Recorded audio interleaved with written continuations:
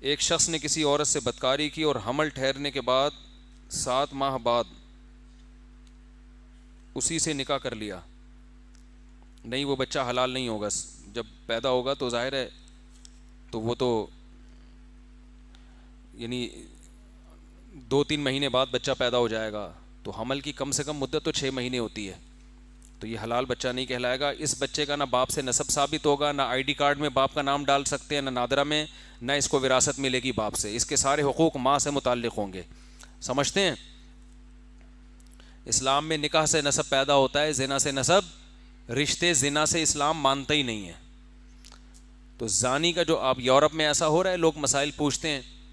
اب چونکہ وہاں بہت سے مسلمان بگڑ گئے ہیں، بہت سے صحیح بھی ہیں الحمدللہ، بہت سے بگڑ بھی گئے ہیں.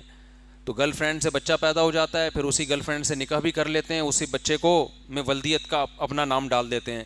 تو اسلام آپ کو اس کی اجازت نہیں دیتا. زانی حرام پانی سے پیدا ہونے والے بچے میں کو اپنا باپ، اپنا بیٹا نہیں کہہ سکتا، نہ اس کو وراثت ملے گی. تو یہ بہت اہم مسئلہ ہے. آج کل یہ گوروں کو دیکھ دیکھ کے ہمارے یہاں بھی عام ہوتا جا رہا ہے. گرل فرینڈ سے جو بچہ پیدا ہوتا ہے، جو زنا کرنے والا ہے اس لڑکی سے، وہ اس بچے کا باپ نہیں ہوتا. سمجھتے ہو؟ بچے کا باپ نہیں ہوتا.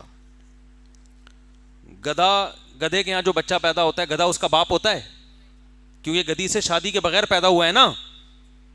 تو جیسے گدھے کا باپ نہیں ہوتا، کیوں؟ اس لیے کہ نکاح نہیں ہوا ہے. تو جہاں بھی نکاح نہیں ہوگا تو وہ باپ بھی گدھا ہے، اور اس کو بھی شریعت میں کہیں بھی ڈاکومنٹ میں اپنا باپ شو کرنے کی اجازت نہیں، کیونکہ اس نے کام، بچے کا تو بیچارے کا قصور نہیں ہے، اس کو تو ہم برا نہیں کہہ سکتے، لیکن قصور باپ کا تو ہے نا، کہ اس نے کیوں بغیر نکاح کے نسل پیدا کی ہے. تو اس لیے شریعت میں کہیں ڈاکومنٹ میں اس کو باپ کی جگہ نہیں شو کر سکتے، نہ اس کا وراثت میں حصہ ہے. وہ سارے حقوق اس کو ماں سے ملیں گے.